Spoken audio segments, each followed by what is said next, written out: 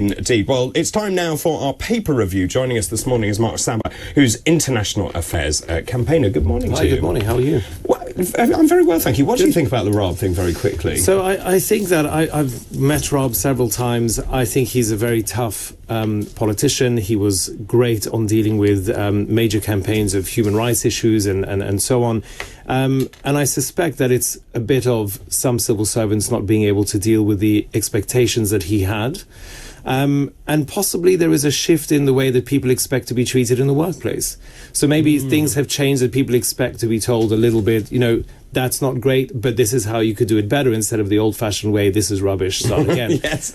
So I suspect the truth is probably somewhere in the middle, but I think he's a great guy, tough, focused, and he certainly has my respect as a politician, absolutely. It's very interesting Maybe indeed, it's how politicians should be. Maybe it's what we want. Politicians with conviction, the ability to go about their job and the desire to do it and get things done. Yeah, and to actually have the civil service implement what you, as the elected politician, are put there to do. Well, I think that's a really important issue, because a lot of the civil service functions is to keep things as they are. And so when a minister comes in who wants to change things and shake things up, that's quite disruptive. For them. For them. For them. Yeah. Not for the country, for them. But I'm just going to say this one thing. The British biggest complaint that we hear now, David, when we get people calling in, is that our politicians promise everything and do nothing.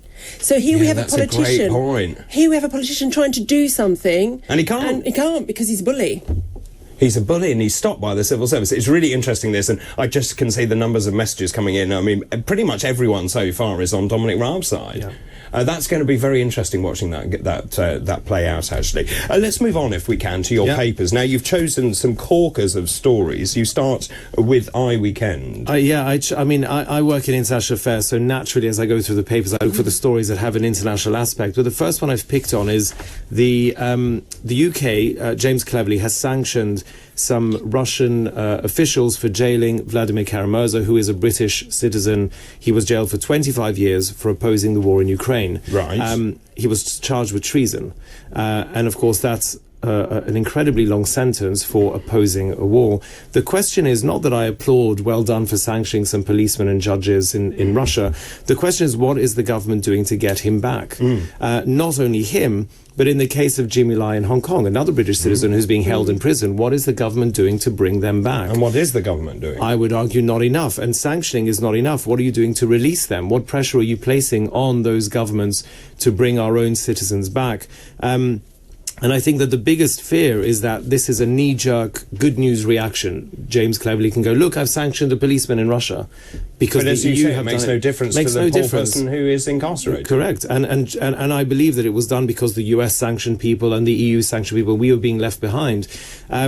And it's also good news at the moment to sanction Russians, because there's a war and everyone's happy to sanction Russian citizens. But what are we doing about other British citizens in prison? So I suspect that the Home Office would say, oh, no, we are working behind the scenes all of the time, tirelessly, to get our British citizens back home because we respect, they may be. Sovereignty. Which they may Question be. Mark? But we don't seem to see the results of that, do we? No. Nazanin, how long was she in prison? 7 years? 5 Home Office ministers, 7 years in prison, no progress made repeatedly. It took a hunger strike by her husband and a public campaign and media support.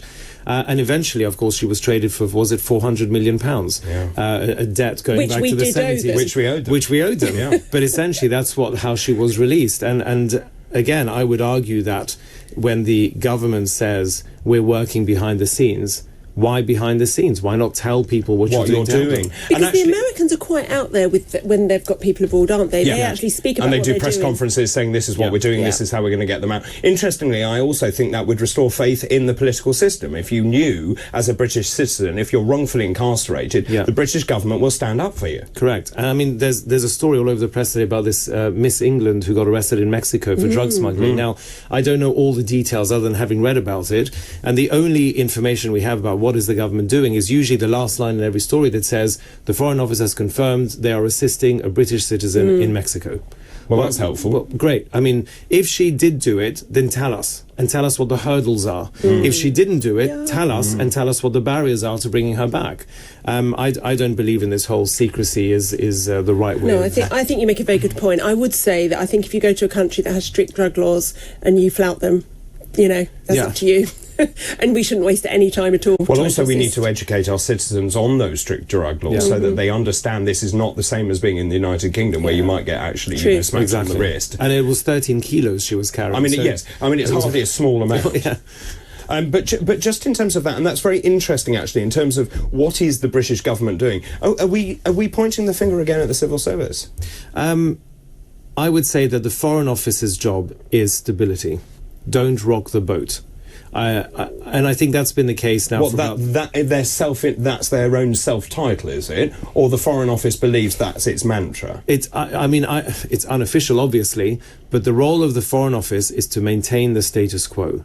And so when a famous case comes up, like Vladimir Kara-Murza, Jimmy Lai, Nazanin, it's incredibly frightening for them. What do we do next? Because if they step up, or you get a minister who says, I want X, Y, and Z done, that doesn't fit in to the structure of the way things are done. But surely the Foreign Office is there to look after British interests abroad. Of course. I.e., British interests that are in foreign territories. Of course, but you will find more Foreign Office staffers putting up pop-up banners saying, come to Britain for tourism and trade. That's what they do. They've become almost an extension of trade and visit Britain, and less of protecting British issues abroad. How many British citizens are abroad? Because I bet there are quite a lot. I mean, millions. If you think of how many work in But I mean, no, sorry. Abroad, incarcerated.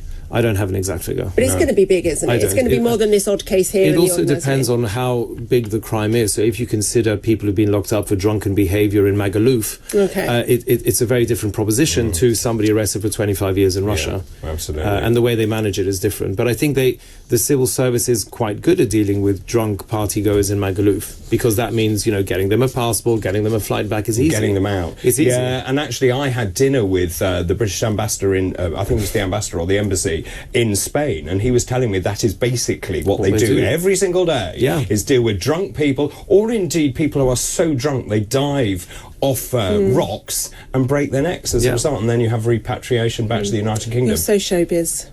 Well, let's